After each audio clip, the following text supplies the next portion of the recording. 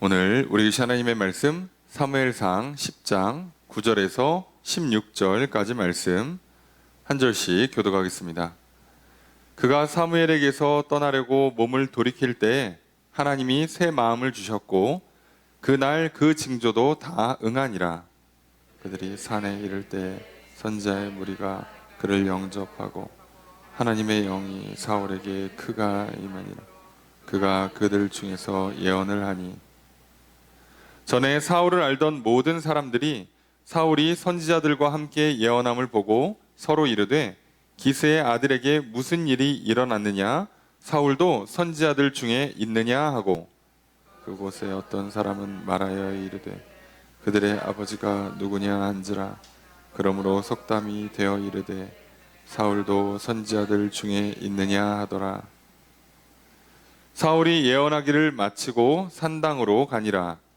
사울의 숙부가 사울과 그의 사원에게 이르되 너희가 어디로 갔더냐? 사울이 이르되 암나기들을 찾다가 찾지 못함으로 사무엘에게 갔었나이다 하니 사울의 숙부가 이르되 청하노니 사무엘이 너희에게 이른 말을 내게 말하라 하니라. 사울이 그의 숙부에게 말하되 그가 암나기들을 찾았다고 우리에게 분명히 말하더이다 하고 사무엘이 말하던 나라의 일은 말하지 아니하니라. 아멘. 자리에 앉으시기 바랍니다. 할렐루야. 거룩한 주일 주님 전에 나와 예배드리시는 성도님들을 주님의 이름으로 환영합니다.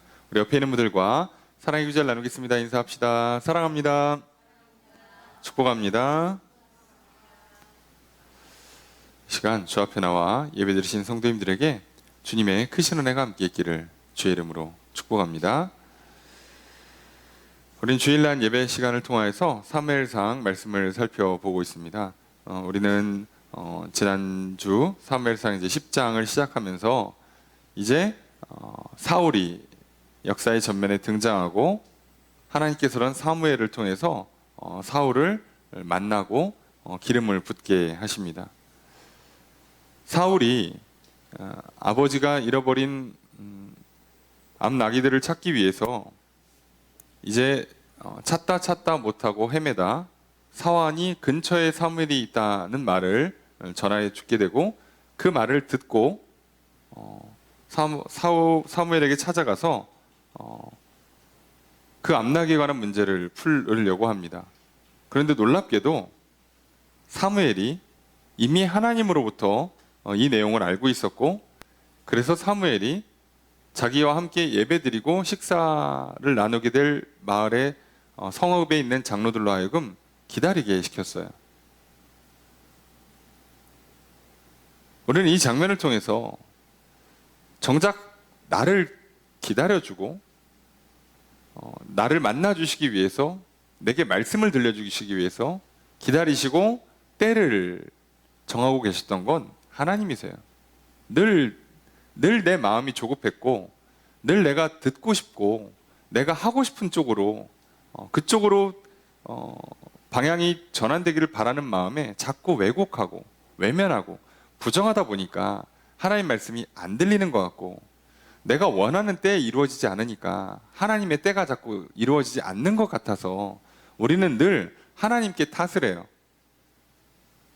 하나님이 뭔가 느린 것처럼.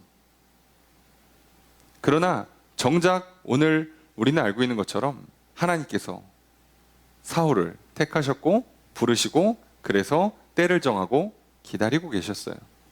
사무엘도 하나님의 뜻을 따라 사울을 만나기 위해서 장소를 정하고 때를 정하고 기다리고 있었어요. 정작 기다리지 못하고 조급했던 건 사울이었던 거죠. 더 놀라운 건 이후에 사울이 믿음이 약해지고 하나님을 떠나게 되고 그래서 자신이 제사를 드리고 자신이 전쟁을 주도하고 자신이 왕으로서 자기 왕국을 건설하려고 해나갈 때 했던 특징 중에 하나가 사무엘이 와서 기도해 주는 걸 기다리지 못해요. 놀랍지 않습니까? 누가 누구를 기다리고 있는가, 누구의 때가 맞는가, 이 하나의 차이로 인생은 누가 주인이냐, 인생에서 구원은 생명은, 복은 누구로부터 오느냐에 대한 문제가 의 답을 스스로 써 내려가는 거예요. 나는 그게 하나님께 있습니다 라고 답을 쓰는 사람들은 하나님의 때가 맞고 하나님의 방법이 맞기에 그 때를 기다리는 거고 그 뜻을 따르는 거예요. 근데 그게 아니라고 생각하는 사람들, 나의 생명과 나의 구원과 나의 인생의 복은 나에게 있습니다라고 생각하는 사람들은요, 그러니까 늘 조급할 수밖에 없어요. 하루라도 빨리 이 일이 돼야 되거든. 지금 놓치면 안 될 것 같거든. 할 수만 있으면 지금 그 일을 해야만 되거든. 남들과 비교해서 조금 더 빠르게, 남들과 비교해서 조금 더 높게 가야 되니까요. 그래서 늘 인생이 피곤하고 괴롭고 힘들다가 결국은 구원을 얻지 못하는, 생명을 잃어버리는 안타까운 결과를 맞이하게 되죠. 그렇게 사울이 사무엘을 찾아갔을 때 이제 기다리셨던, 때를 정하고 기다리고 계셨던 하나님, 그리고 하나님과 사무엘은 이제 사울에게 말을 전하게 됩니다. 당연히 사무엘은 선지자요, 제사장이요, 사사였기 때문에 중재자 역할을 해줍니다. 하나님의 말씀을 사울에게 전달하겠죠. 그래서 했던 첫 번째 말이 내가 하나님 말씀을 너에게 들려주겠다예요. 하나님 말씀을 들려주겠다. 그래서 직접 들려줍니다. 그리고 그 말씀이 맞다는 여러 증거들을 제시합니다. 그리고 그게 이루어지면 어떻게 하라고요? 기회를 따라서 행하라고 얘기를 했죠. 들려줘요. 그래서 우리는 가능하면 하나님 말씀을 직접 들어야 합니다. 당연히 처음에는 직접 못 듣겠죠. 그러니까 누군가가 들려줄 거예요. 성경을 통해서, 설교를 통해서, 책을 통해서, 또는 다른 어떤 사람의 손과 발과 입술을 통해서 하나님 말씀을 들려줄 거예요. 그럼 어떻게 해요? 들어야죠. 듣고 확인해야죠. 진짜로 그렇게 되는가? 그리고 그때부터는 그 중재자의 도움을 통해서 하나님 앞에 섰으니 다음부터는 하나님을 직접 만나야죠. 자, 그래서 처음에 그 중재자를 통한 신뢰를 가지고, 그 적은 믿음을 가지고 하나님 앞에 서서 저 사람이 저렇게까지 얘기하니까 역사에, 기록에 이렇게 남아있으니까 이건가 하고 내가 직접 하나님 앞에 서는 그 작은 믿음이면 하나님은 받아주시겠다는 거예요. 다른 거 요구하지 않으세요. 그리고 그거면 이제부터 직접 내 안에다가 믿음을 넣어주세요. 자, 그 작업이 오늘 본문에 해당됩니다. 하나님이 직접 사울에게 역사하시는 장면. 그러면 어떤 말씀을 전해주는가? 그 말씀 우리가 지난주 살펴본 것처럼 핵심은 이거예요. 하나님이 너와 함께 하신다. 하나님이 함께 하신다가 뭐겠어요? 하나님이 너를 사랑하신다. 너를 구원하신다. 내게 복을 준다예요. 오늘 하나님께서 나와 함께 하시면서 하시는 말씀이 뭐겠어요? 내가 널 창조했기에, 내가 널 잘 아니까 내가 너를 용서할 것이고, 내가 널 구원할 것이고, 내가 너에게 복을 줄 것이다. 근데 오늘 우리는 이걸 자꾸 반대로 하는 경우가 있어요. 무슨 다른 종교처럼 자꾸 뭘 갖다 바치려고 그래요. 하나님께. 그게 됐으면 우리가 이러고 있겠습니까? 예? 아니, 내가 알아서 공부를 잘할 것 같으면 학교를 왜 다니겠어요? 예? 날 때부터 그냥 천재여가지고 책을 쓰고 있지. 내가 왜 배우냐고. 안 되니까. 스스로 안 되니까. 혼자서는 안 되니까요. 오늘 우리는요, 하나님의 말씀을 듣고 그 말씀의 핵심은 하나님이 나와 함께 하시면서 나의 창조주 되시고 나의 구원자가 되시고 내게 복을 주시는 거예요. 우린 그걸 듣는 겁니다. 자, 그래서 이 말씀을 듣고 그 징조가 나타난다고 그랬잖아요. 이 말씀이 실제로 이루어질 때, 요때 이렇게 하라고 말씀이 들렸는데 진짜로 그런 장면이, 그런 상황이 딱 연출될 때가 있죠. 그럼 어떻게 하라고요? 기회를 따라서 행하라고요. 기회를 따라 행하라가 내 손에 힘이 있는 대로 잡으란 얘기죠. 그러니까 너가 할 수 있는 일이면 무조건 하란 얘기예요. 할 수 없는 일을 하라고 요구하지 않으세요. 내 능력치를 넘어가는 일을 하라고 하는 게 아니라, 내가 하나님의 말씀을 들었어. 무슨 내용인지 알아들었어. 근데 이건 내 능력 밖의 일인 경우가 있어요. 뭐 나라와 민족과 관련된 거 내가 어떻게 못합니다. 그건 그냥 기도만 하고 계시는 거고요. 나한테 해당되는 말씀들이 있어요. 자, 뭐 인생에 슬픔이 찾아올 때 하나님께 기도해라. 그럼 위로해 주시겠다. 라는 말씀을 들었는데, 진짜 억울한 일을 당했어. 마음이 슬퍼. 자, 그럼 어떻게 하라고요? 그건 할 수 있잖아요. 이때가 기도하는 때구나. 이때 기도하라고 하셨구나를 생각하고 붙잡고 힘을 내서 기도하는 거예요. 그때 그리고 나서 하나님이 진짜로 위로를 주시는지, 어떻게 위로해 주시는지 그걸 경험하면 이제 되는 거예요. 바로 그겁니다. 자, 오늘 우리가 지난 한 주를 살면서 과연 들려주신 하나님의 말씀을 잘 들었는가? 그래서 하나님께서 나와 함께 하신다는 말씀, 나를 사랑하신다는 말씀, 나를 구원하신다는 말씀, 나를 축복하신다는 말씀을 내가 잘 들었는가? 그래서 나는 그 말씀이 들리는 대로 그 말씀이 구현될 수 있는 징조, 상황, 어떤 사건이 일어날 때 그때 힘써서 그걸 내 걸로 만들었는가? 잡았는가? 우리가 보통 이것을 순종했다 표현하죠. 이것을 따른다고 표현하고요. 영접한다고 표현하는 겁니다. 자, 그랬다면 여러분들은 오늘 사울이 겪었던 그 놀라운 변화의 삶, 성령 충만의 삶을 한 주간 살아내셨을 겁니다. 계속해서 그런 삶을 살아가시기를 주의 이름으로 축복합니다. 혹시 뭔가 듣고 보니까 아차 싶으시다면 이게 아니었구나, 아이고 한 주가 또 지났네 라고 하신다면 겸손히 하나님께 회개하시면서 하나님, 이런 연약한 나를 또 불쌍히 여겨주시고 용서해 주시고 깨끗게 씻어주십시오. 주님 앞에 나와서 예수의 이름을 불러 하나님 앞에 서면 용서하신다 약속하신 대로 용서해 주시고 또 구원하시고 복을 주신다고 하신 대로 이 시간 내게 복을 내려주십시오 라고 우리가 은혜를 구하는 마음으로 예배드렸으면 좋겠습니다.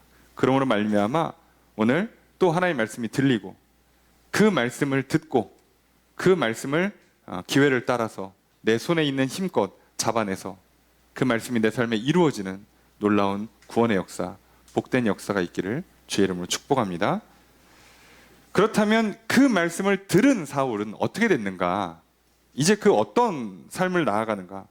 결국은 하나님께서 함께 하신다고 했지만 사울 개인적으로는 그게 왕이 된다는 얘기예요. 그리고 기름을 부었기 때문에 왕이 되겠다는 뜻이에요. 자, 그리고 그 왕이 되겠다는 뜻의 증거로 세 가지 징조를 줬죠. 가다가 뭐 사람을 만날 거고, 뭐 암낙이 찾았다는 소식 들을 거고, 또 지나가는 사람이 너한테 막 떡도 줄 거고, 또 예언자들 만나서 성령 받고 너도 예언하게 될 거다. 이런 징조를 받았어요. 그럼 그 징조를 받아들이고 하나님이 나를 진짜로 왕으로 세우시는구나 라고 믿으면 돼요. 그리고 진짜로 왕으로 세우시는 공식적인 행사, 아마 다음 주, 다다음 주쯤 나올 텐데 그때 이런 일이 일어날 때 사울이 아멘 하고 받으면 되는 거예요. 자, 그런데 그러면 그 삶이 시작되는 바로 그 전환점이 오늘 본문에 해당되는 겁니다. 어떻게 사람이 이렇게 바뀔 수 있는가?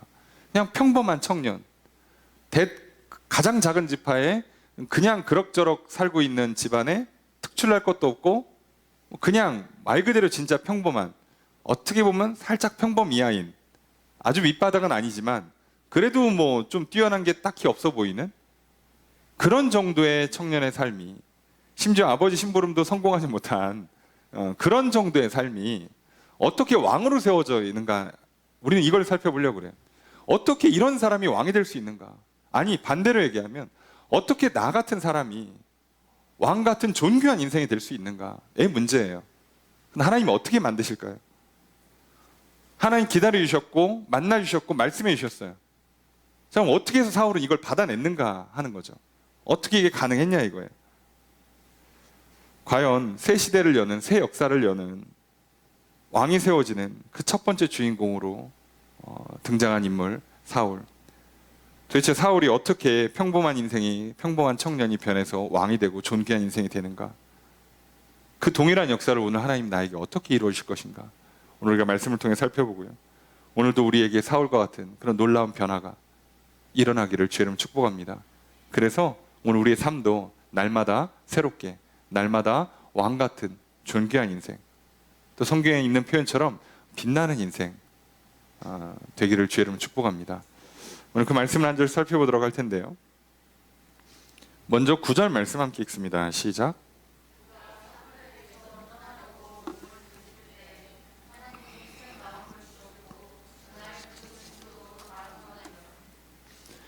그가 사무엘에게서 떠나려고 몸을 돌이킬 때, 자, 장면은 사환을 먼저 보냈고 사무엘하고 사울하고 둘이 뒤에 따라가다가 몰래 아무도 없을 때 성 나오고 사환은 안 보이는 그 애매한 지점에서 후딱 기름을 부었어요. 자, 그랬단 말이죠. 그럼 이제 다 했잖아. 얘기도 하고, 기름도 부었고. 그럼 이제 뭐라 그래요? 가라. 그래서 사울은 어떻게 하는 거예요? 인사하고 가겠죠. 가려고 몸을 돌이켰는데 그때 어떻게 됐다는 거예요? 그때 하나님이 새 마음을 주셨대요. 그럼 이 장면은요, 성경에서 보기 드물게 속성으로 변화를 시켜주는 장면입니다. 아주 일반적인 케이스는 아니라고 보셔야 돼요. 조금 빨라요. 그러니까 평균치보단 빨라요. 평균치보단 빨라요. 지금 아마 왕을 세워가는 그 때를 맞추기 위해서 사울한테는 조금 빠르게 해주셨어요. 다윗은 조금 느려요. 평균보다 좀 느려요. 다윗은 변하고 왕으로 세워지는 과정 자체가.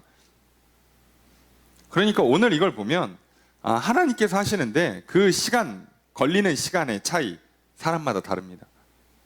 그건 사람의 어떤 개인의 차이도 있겠지만, 개인의 문제도 있겠지만, 결정적인 건 하나님께서 각 사람에게 역사하시는 방법이 달라요. 왜요? 하나님은 한 사람 한 사람을 결정하실 때 다 생각이 있어요. 때가 있어 달라요. 그 사람을 지으실 때 처음부터 이 사람에게 맞춤형으로 만들어 놓고 있기 때문에 다릅니다. 그러니까 우리는 신앙생활에서 정말 조심해야 되는 건 절대로 비교하시면 안 돼요. 하나님은 1대1로 창조하시고 1대1로 역사를 끌고 가세요. 그러니까 나랑 똑같은 타이밍에 똑같은 역사가 일어나는 인간은 단 한 명도 없다고 보시면 돼요. 나와 하나님만 일어나는 일이에요. 얼마나 특별합니까? 이런 그 something 스페셜한 일들은 좋은 거예요. 왜요? 그거는 둘만의 비밀. 특별한 관계에서만 이루어지는 거거든. 하나님은 한 사람 한 사람과 이렇게 다 특별한 관계를 맺으시려고 하세요. 근데 왜 자꾸 남기랑 똑같아지려고 하냐고. 그러면 의미가 없잖아요. 여러분, 내가 내 사랑하는 사람과 특별한 관계를 맺어야 될 거 아닙니까? 아니, 여러분, 우리가 이 교회 공동체랑 길 가서 만나는 사람이랑 똑같을 거면 우리가 굳이 만나서 서로 악수하고 인사하고 같이 밥 먹고 왜 하냐고요. 그럴 필요가 없잖아요. 뭔가 더 특별하단 말이에요. 뭔가 더 친밀하다고. 그게 좋은 거 아닙니까? 하나님 그렇게 만들어 주시려고 하는 거예요. 자, 그러니까 절대로 비교하지 마시고, 그러면 이제 우리의 관심은 어디에 있어야 되냐면 하나님이 새 마음을 주셨다에 있는 거예요. 이게 너무 짧게 설명돼 있어가지고 이해가 힘들죠.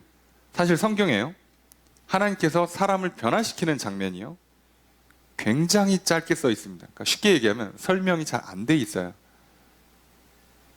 왜 그러냐면 하나님이 하시는 거니까요. 우리한테 설명해 줄 필요가 없잖아. 잘 생각해보면 그래요. 이게 우리 입장에서는 답답한데 이거 어떻게 변하는 거지? 설명해 줄 필요가 없어요. 여러분, 내가 다쳐가지고 수술을 하러 들어갑니다. 의사가 나한테 수술 전 과정을 설명해 줄 필요가 없어요. 대충 여기 찢어서 여기 붙이고 끝납니다. 이렇게 하고 마는 거예요. 실제로는 의사 한 2명 들어가서 막 3시간 동안 하는 거죠. 설명은 3분도 안 걸려요. 왜요? 내가 알면 뭐 할 거야? 못해요. 나는 내 몸을 수술을 못해요. 그래서 어떻게 한다는 것만 알려주는 거예요? 의사 선생님이 내가 너의 어느 부위를 어떻게 수술할 거야, 이것만 알려주는 거예요. 그러니까 성경은 실제로 그렇게 써 있어요. 자, 하나님이 너의 생각을 바꿔주신다, 너의 마음을 바꿔주신다, 너의 영혼을 바꿔준다, 이렇게 써 있으니까 이제 우리가 헷갈리는 거죠. 뭘 어떻게 바꾸신다는 건가?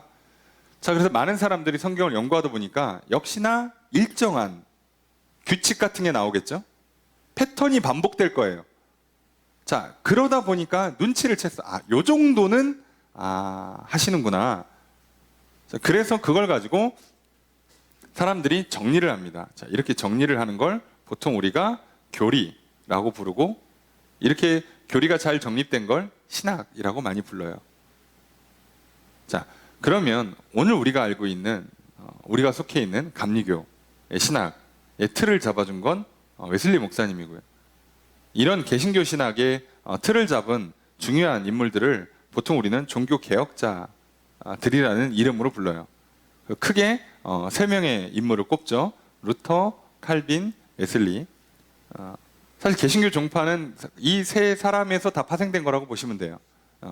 그러면 이 사람들이 교주가 된 게 아니라 교리를 만들고 그 교리에서 파생된 거잖아요.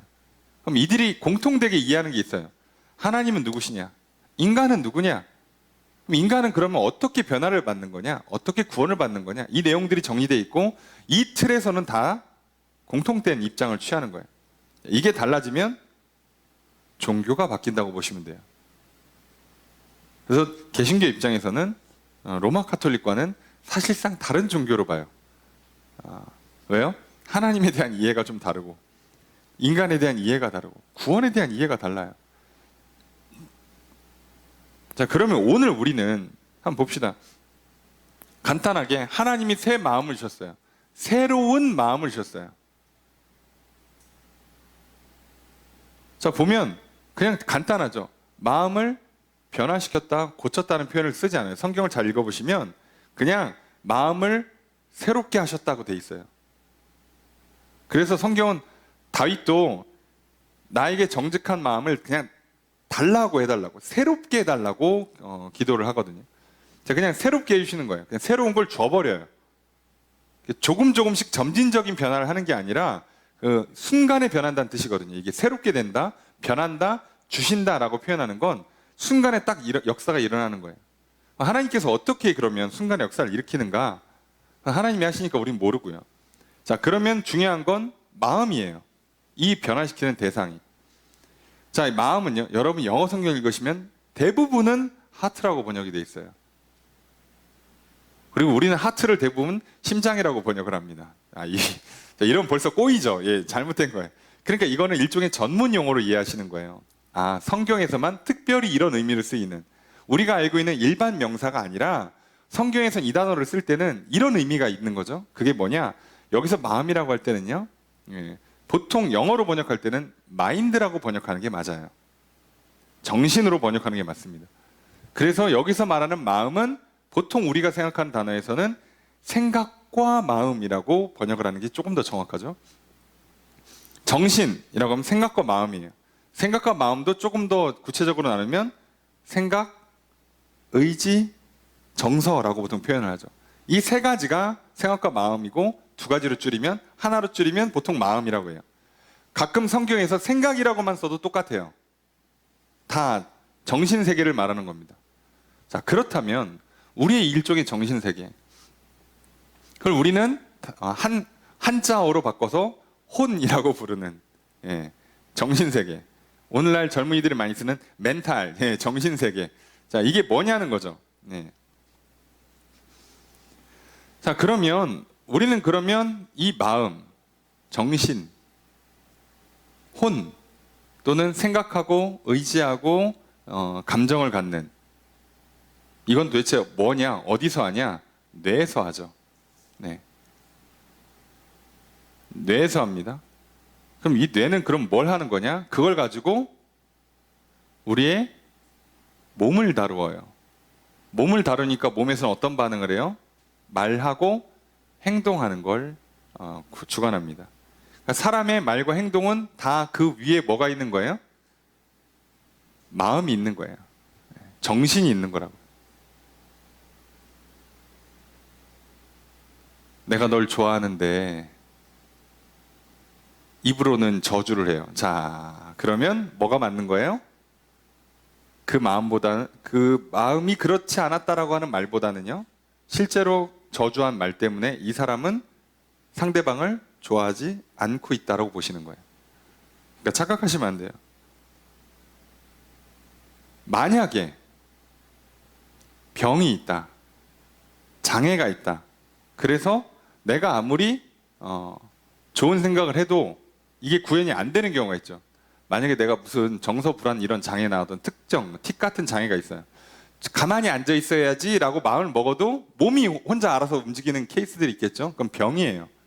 자, 환자는 이해를 해주셔야죠. 환자니까. 근데 환자가 아닌 경우는요, 전부 다 행동이 진실이라고 보셔야 돼요. 원래 그러려고 한 게 아닌데. 아니요, 그러려고 한 거예요. 착각하지 마세요. 나 원래 이런 사람 아닌데 내가 왜 그랬나 몰라. 아니요, 너 그런 인간이에요. 착각하시면 안 됩니다. 왜요?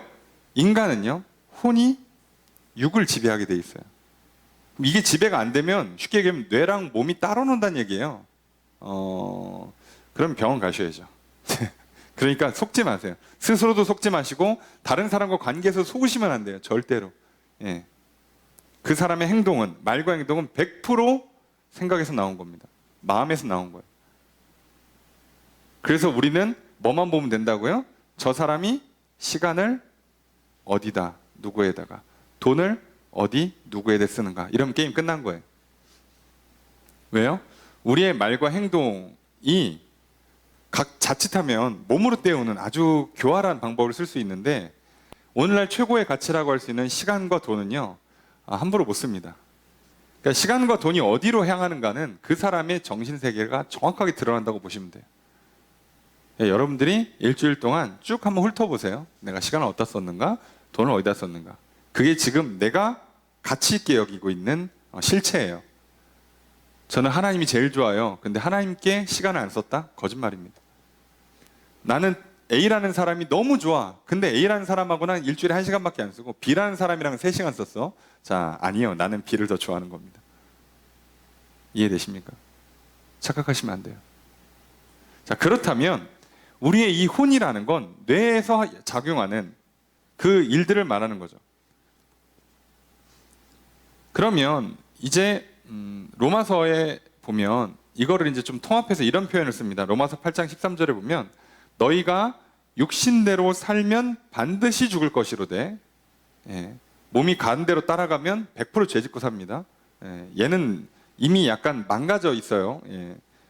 아담과 하와로부터 이미 살짝 상태가 안 좋아서 이건 절대로 하나님 뜻대로 제대로 안 갑니다.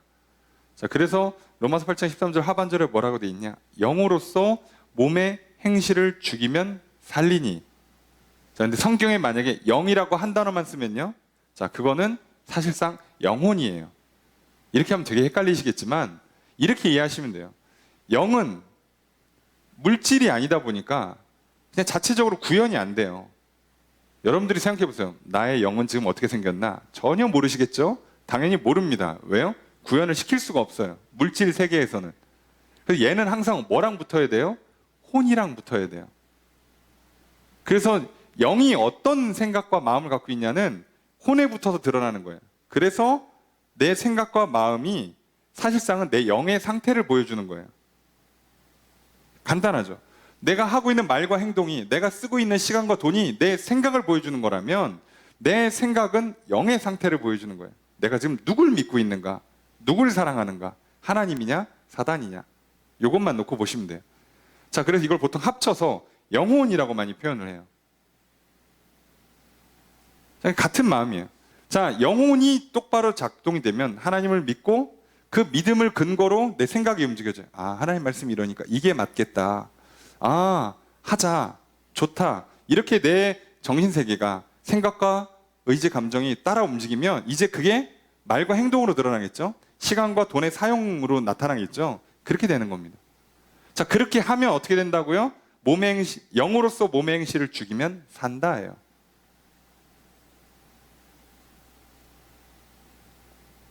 그러니까 오늘날 세상이 얼마나 미쳐 돌아가는지 아시겠습니까?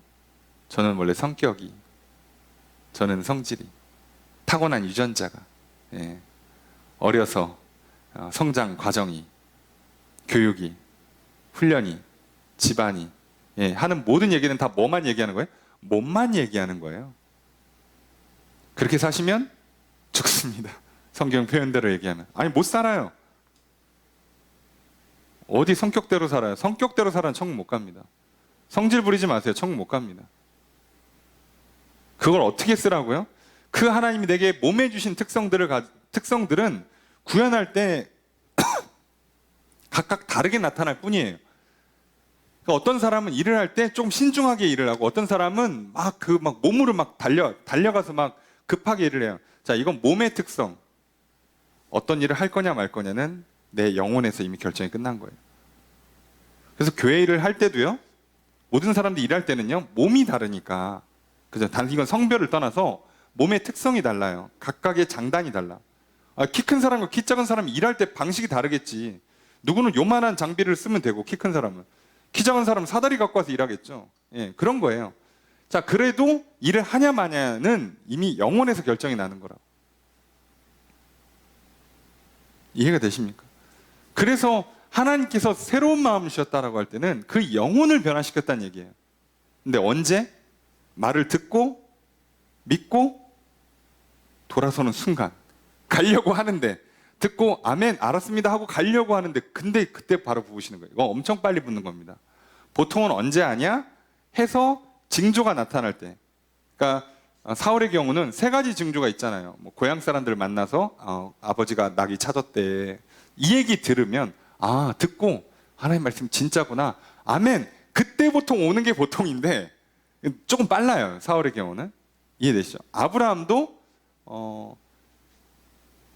아들이 자꾸 자녀가 안 나오니까 흔들리고 있는데 하나님께서 잠깐 불러다가 야, 별을 좀 봐봐. 많지. 내가 만들었어. 야, 내가 이 정도 만들었다니까? 너한테 아들 하나 못 줄까? 때를 기다리고 있는 거야. 좀 믿어. 시간이 지난다고 점점 아들을 낳을 가능성이 줄어드는 게 아니라 그냥 때가 되면 나올 거야. 내가 줄 거야. 나 이 정도 할 수 있어. 내 아브라함이 해와 달과 별을 보고 뭐라고 했다고요? 하나님을 믿으니에요. 여기서 생략돼 있지만 하나님의 전능하신 능력, 창조의 능력을 믿은 거죠. 하나님 하실 수 있겠구나. 야, 저거 못할까? 그걸 믿으니까 하나님 뭐라고 생각했어요? 의로 여겼다고 돼 있어요. 합격. 그래, 너는 확실히 줄게. 그래서 줘요. 보통은 이런 순서로 가야 되는데 사울이 조금 빠른 거예요. 예. 돌아서자마자 주는 경우는 조금 빠르죠. 근데 그것도 하나님 마음이에요. 누구는 돌아서자마자 주고, 누구는 돌아서서 걸어가서 첫 번째 징조가 이루어졌을 때 주고, 누구는 뭐 세 번째 징조가 이루어져야 주고, 예.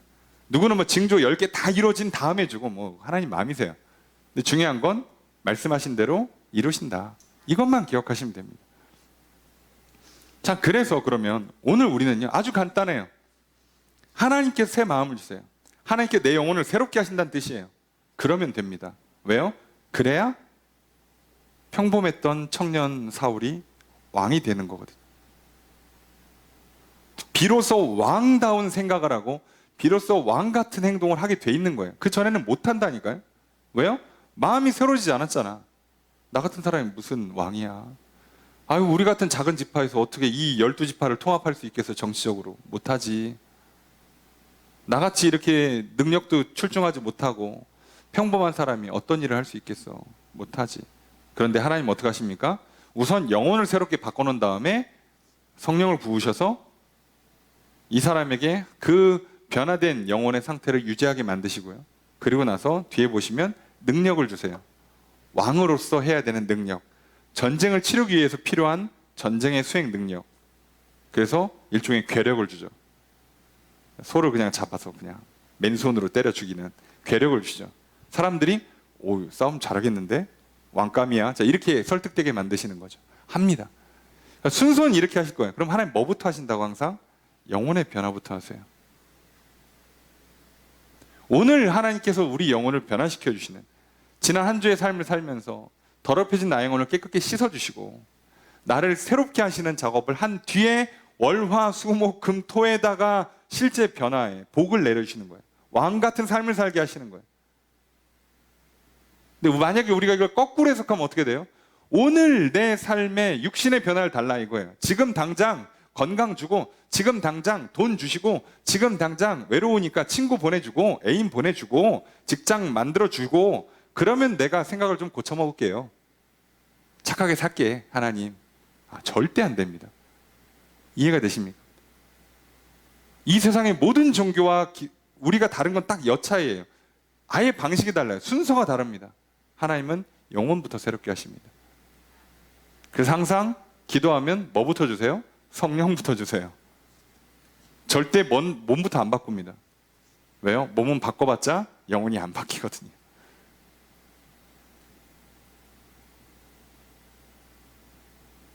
그래서 우리는 뭐라고 표현합니까? 영혼이 육신을 옷 입어서 살아간다라고 표현을 하죠. 그래서 이 물질 세상이 끝나는 종말 때에 우리의 영혼이 육신을 벗어버리고 거룩한 몸으로 다시 입어서 영생을 누리게 되죠.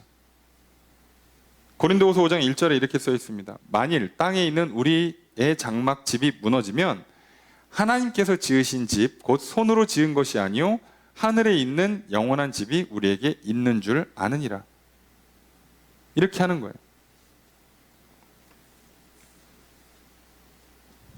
그러니 하나님은요, 사울을 왕으로 세우시기 위해서 그 영혼을 새롭게 하시는 작업부터 하셨어요. 그러니 오늘 생각해 보세요. 내 영혼이 변하는 것, 내 마음이 변하는 것, 나라는 사람이 변하는 것, 나의 인생이 변하는 건요, 하나님이 주시는 겁니다. 내가 하는 게 아니야. 습관 하나 고쳐서 성공한다? 착각하지 마세요. 인생 그렇게 간단하지 않습니다. 열심히 살아서, 노력해서, 성실해서, 특별한 재능이 있어서, 뛰어난 장점이 있어서 아니에요. 하나님이 주시는 겁니다. 새롭게 영혼을 변화시켜 주시고 사람을 변화시켜 주셔서 인생을 변화시켜서 평범한 청년 사울을 왕으로 바꿔놓으시는 거예요. 오늘 그 은혜를 나에게, 저와 여러분에게, 우리에게 베풀어 주고 계십니다. 그러니 제발 이걸 거꾸로 받으려고 하지 마시고 제대로 받으시면 돼요. 자, 그러니 이 한 주 왕 같은 삶을 살기 원하십니까? 새로운 삶, 변화된 삶, 사람이 변하고 인생이 변하기 원하십니까? 그러면 이 시간 영혼의 변화를 받으시면 됩니다. 하나님이 주십니다. 약속하셨고 이루실 거예요. 자, 그래서 시편 51편 10절에 보면 다윗이 뭐라고 하나님께 기도하는가? 죄를 지었잖아요. 예. 그럼 죄값만 치르면 되는 거 아니야? 예. 근데 뭐라고 기도합니까? 시편 51편 10절에 하나님이여 내 속에 정한 마음을 창조하시고 내 안에 정직한 영을 새롭게 하소서. 뭐 다 빼고 이렇게 보시면 돼요. 마음을 창조해 주십시오. 영을 새롭게 해 주십시오. 라고 기도했어요. 다윗이 뭘 알고 있는 거죠. 아이고, 제가 실수했습니다. 제가 저기 감옥에 한 6개월 가 있고요. 저기 밧세바 아내를 통해서 난 애는 죽이겠습니다. 이러면 끝나지 않아요. 지금 이거는 몸의 문제가 아니라요. 몸의 문제는 다음 문제고요. 먼저 뭐부터 고쳐놔야 돼요? 영혼부터 바꿔놔야 돼요. 그걸 바꿔달라고, 그걸 용서해달라고 기도하는 거예요. 이게 안 바뀌었는데 뭐 바뀝니까? 바뀌어봐야 소용이 없어요. 왜요? 아무리 바꿔도요, 만약에 다윗이요 혼자 셀프로 야, 내가 죄가 많다, 신하들아 나를 감옥에 가둬라. 그래서 3개월 감옥에 있다가 나왔어. 밧세바를 통해서 낳은 아이는 죽였어. 자, 그러면요 한 1년쯤 있다가요 제2의 밧세바가 나오는 겁니다. 어허, 저 여인은 또 누군가. 그러고선 데려와. 또 합니다. 또 안 바뀌거든. 사람이 안 바뀌었잖아요. 정신 상태가 안 바뀌었잖아요. 영혼이 안 바뀌었다고요. 그러니 고쳐봐야 시간 지나면 또 합니다. 다윗도 그걸 알았어요. 근데 더 놀라운 건 뭔지 아십니까? 다윗이 이때 그렇게 철저히 눈물로 기도하고 회개하고 그리고 하나님이 주신 죄값을 다 치르겠다고 하죠. 근데 하나님께서 어떤 죄값을 치르겠다고 하세요? 너의 자녀가 너랑 똑같이 할 거야. 쿠데타 일어날 거야. 근데 다윗이 뭐라 그래요? 받겠습니다. 뭐만 해주시면 내 영혼만 깨끗게 새롭게 하셔서 나를 구원해 주시면, 나를 하나님 나라, 영원한 하나님 나라에서 들어갈 수만 있게 해주시면 내가 뭐든지 다 감내하겠습니다. 진짜로 그렇게 기도했고요. 그리고 그 문제가 풀리고 나서 저 시간이 좀 지나서 압살롬이 반역을 일으켰죠. 다윗이 어떻게 합니까? 대항 한번 하지 않고 그냥 도망갑니다. 그때 신하들이 뭐라고 그랬어요? 싸우면 우리가 이길 것 같은데요. 그냥 싸우시죠? 안 싸웁니다. 왜요?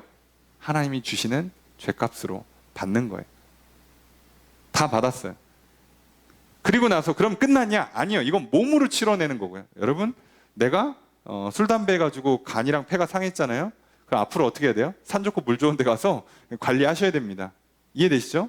약 드셔야 되고, 내가 어려서 뭔가를 잘못 관리해놓고 몸이 틀어졌어? 관리하셔야 돼요. 그거는 일종의 몸에 대한 죄값을 치르는 거예요. 영혼의 문제는요, 다윗이 이때 이후로 영혼이 변해서 앞으로 어떤 일이 일어나냐? 여인과 동침하지 않습니다. 평생을. 이게 가능한가? 심지어 왕이?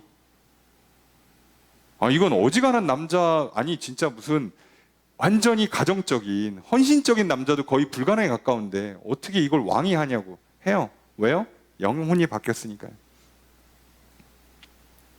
마지막에 뭐라고 써 있습니까? 이 다윗의 말년의 기록에 나이가 들어서 몸이 추우니까, 냉난방 장치가 딱히 좋지 않으니까 몸을 따뜻하게 하기 위해서 어린아이, 한 10대 한 중반 정도로 보통 많이 얘기를 하는데, 한참 그 소위 얘기하면 몸에서 에너지가 막 폭발할 때예요. 우리를 치면은 사춘기가 한 지날 정도, 가장 몸에 소위 열이 날 때, 그런 어린 젊은 여인을 침대에 넣어요. 그러니까 이거는 그냥 일종의 난방용임과 동시에 어떻게 보면 안고 자란 얘기고, 또는 잠자리를 가지란 얘기예요. 일부러. 오히려 늙은 사람의 몸을 위해서 이렇게 서비스를 해주는 거거든요. 신하들이 거절합니다. 평생에 나는 이제 더 이상 여인을 안지 않겠다. 이건 해도 되는데? 아니요, 안 한대요. 왜요? 바뀌었잖아요. 바뀌었어요. 그러니까 실제로 그런 죄를 더 이상 반복하지 않을 수 있는 힘이 생기는 거예요. 절대 그냥 되지 않습니다. 여러분이 오늘 문제가 되는 습관 하나 고쳐도요, 시간 지나면 또 바뀌어요. 못 바꿉니다. 근데 하나님이 영혼을 바꿔주시잖아요. 그러면요, 평생 갑니다. 물론 성령으로 도와주실 때 잘 받으셔야 되는데, 그래도 이건 거의 성공률이 매우 높습니다.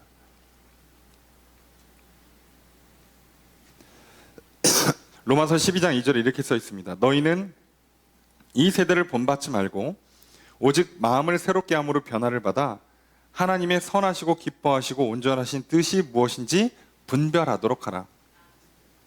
뭐라고요? 마음을 새롭게 해서 변화를 받으라는 거예요.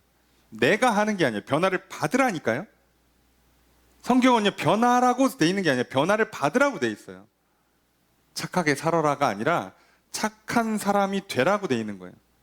그래서 나는 항상 수동태예요. 왜요? 받아야 되니까. 내가 하는 거 아닙니다. 받으셔야 돼요. 그러니 받기 위해서 먼저 기도하십시오. 하나님, 나는 못합니다. 열심히 살아도 안 됩니다. 하나님이 변화시켜 주십시오. 대신에 시키면 다 하겠습니다.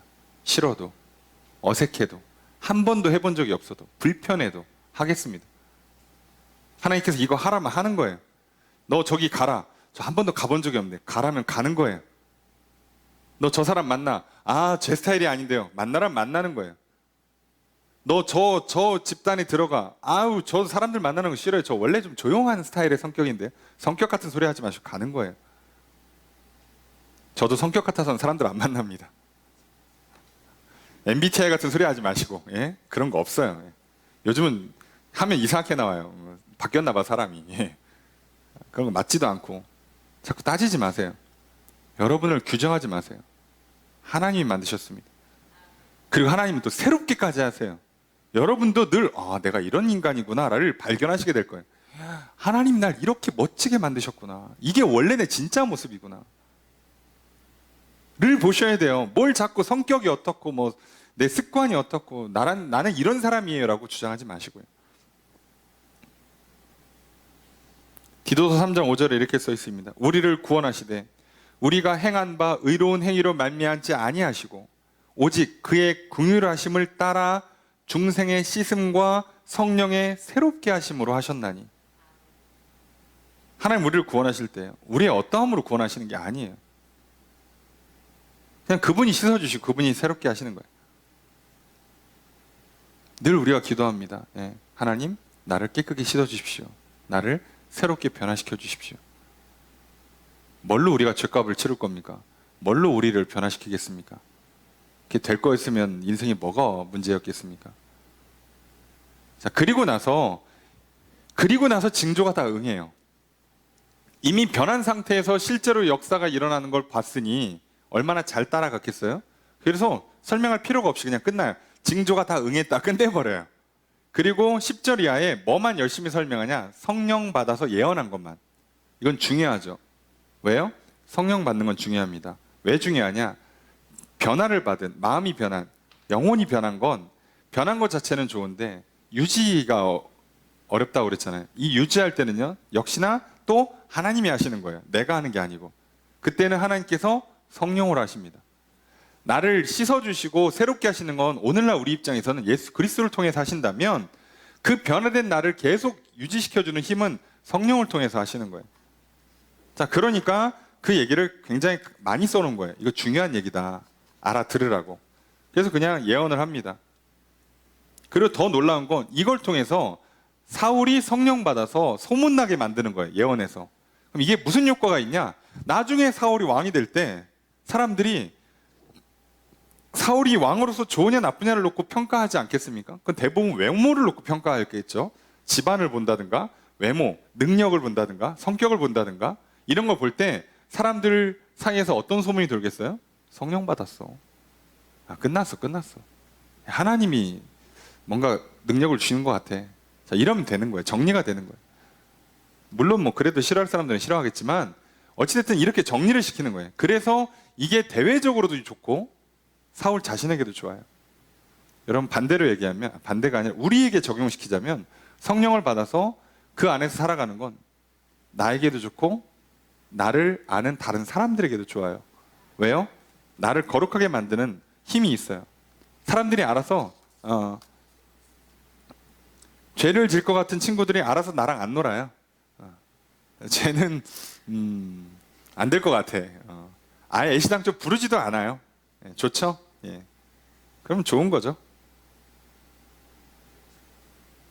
자, 그러니까 변화시킨 다음에 성령을 부어주셔서 능력을 주고 증거를 주세요.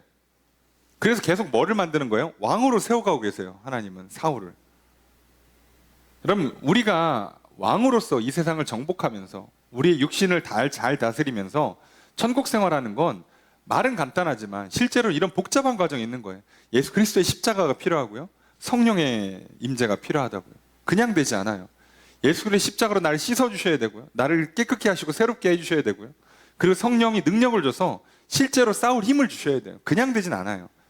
이게 우리 입장에선 받아 누리니까 간단해 보이지만 하나님은 굉장히 어려운 일을 하신 거예요. 그러니 여러분, 우리가 이 죄악된 세상에서 어두운 세상에 살아가려면요, 성령이 주신 능력이 없이 가능하겠습니까? 되겠습니까?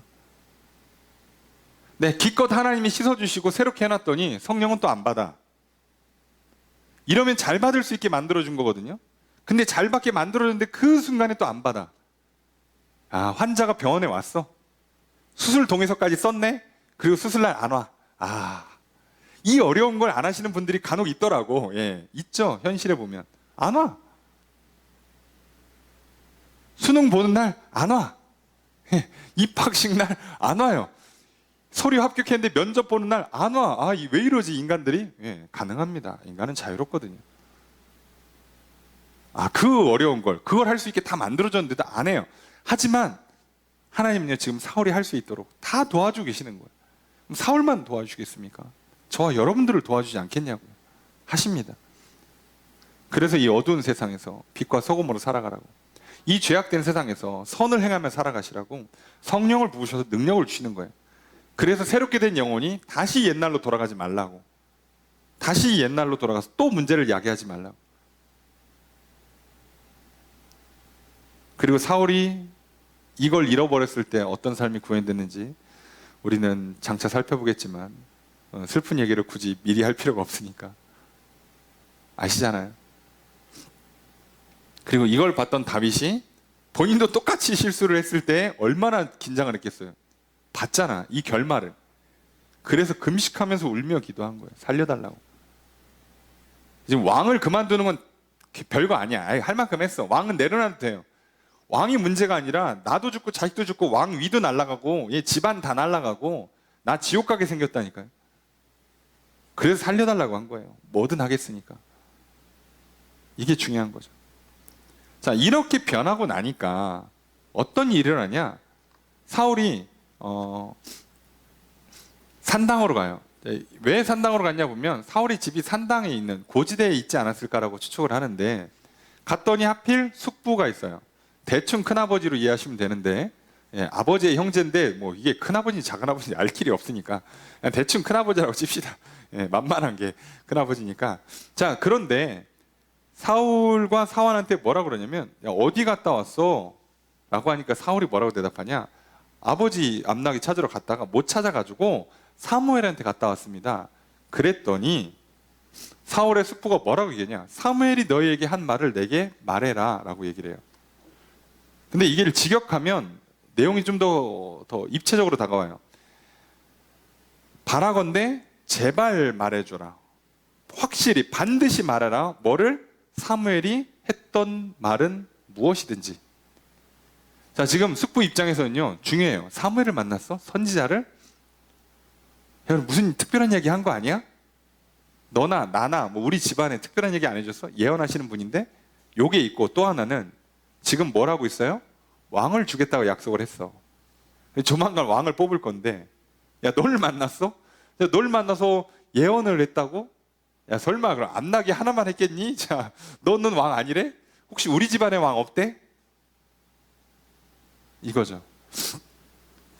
물론 좋게 해석하면요, 사울의 숙부와 같은 마음을 가지셔야 돼요. 늘 관심을 가지시고 늘 하나님께 집중하시고 시선을 고정하십시오. 중요한 겁니다. 어쨌든 관심 자체는 나쁜 건 아니니까요. 뭐 이게 지금 막 욕심을 부리고 막 뭐 신상을 털려고 하는 게 아니라, 선지자가 했던 말이 뭔가를 들어보겠다고, 그리고 지금 잘만 되면 우리 집안에서 왕이 나올 수 있으니까, 아니면 뭐 좋은 소식, 복된 소식이 혹시 들릴 수도 있으니까, 자, 그런 기대를 갖고 있다는 건 좋은 거죠. 하나님의 말씀을 읽을 때 이런 태도로 나에게 오늘 주는 복된 말씀으로 읽는 건 좋은 거죠. 자, 그런데 의도가 좋든 나쁘든 사울은요, 안 알려줍니다. 자, 왜요? 여기서 사울이 벌써 진가가 드러나요. 16절을 보니까 사울이 숙부한테 말합니다. 암낙이 찾았다는 얘기만 했습니다. 그리고 사무엘이 말하던 나라의 일, 너가 왕이 된다는 얘기는 안 해요. 왜요? 알아들었어요. 분별을 했습니다. 무슨 얘기냐? 굳이 사무엘이 나를 옥상에서 불러서 얘기하고 사원 멀리 보내고 성 떨어진 애매한 곳에서 나한테 기름 부었단 말이에요. 아무도 모르게, 나만 알아. 근데 그런데 딱히 가서 아무한테도 얘기하지만 또 이 얘기는 안 해요. 그럼 이제 내가 자의적으로 판단을 해야 되는데, 사울은 뭐라고 판단했어요? 이건 얘기하지 않는 게 맞다 라는 판단을 했어요. 이런 판단력이 어디서 왔을까? 역시나 사람이 새로워지고 성령을 받으면 기준이 명확해지고 지혜가 생겨요. 하나님이 왕으로 세우신다. 맞아. 근데 나한테 기름 부었다고 갑자기 왕이 되는 건 아니잖아요. 그럼 왕으로 세우는 공식적인 절차가 필요하지 않겠습니까? 그때까지는 어떻게 해요? 예, 조용히 있어야 돼요. 근데 또 사울이 바보같이 그 공식적인 절차, 제비뽑기를 할 건데 그때 도망가면 될까요? 안 될까요? 안 되죠. 그 자리에 가 있어야죠. 예, 그렇게 하는 거예요. 너 그날 딴 데 가 있으면 안 돼. 오라고 알려준 거예요. 어디가 소문내지 말고. 너만 알고 있어요. 알아들었죠. 여러분, 우리도 마찬가지입니다. 우리가 변해서 새 사람이 되면요, 하나님의 말씀에 명확한 기준이 들어와요. 믿으니까. 그럼 그 믿음, 하나님의 말씀을 믿고 그 말씀이 옳다는 생각을 갖고 세상을 바라보잖아요. 그럼 생각보다 분별이 쉬워집니다. 아, 저거구나. 이걸 하라는 거구나. 이거 하지 말라는 거야. 금방 알 수 있어요. 그런데 거기에다가 문제는 할 능력이 있어야 되잖아요. 거기를 성령님이 도와주시는 거예요. 용기를 주면, 지혜를 주면, 또는 은사를 통해서 능력 자체를 내려주시면 일을 해요. 됩니다. 그래서 하는 거예요. 그래서 진짜 왕이 되는 거예요. 여러분, 오늘 우리가 이 땅에서 왕 같은 제사장으로 살아가길 원하세요? 거룩한 삶 되기를 원하시고요, 빛나는 인생 되기를 원하십니다. 그냥 되지 않습니다. 새 사람으로 변하셔야 합니다. 성령 받고 능력 받으셔야 됩니다. 다 하나님이 주십니다. 그러니 받으십시오.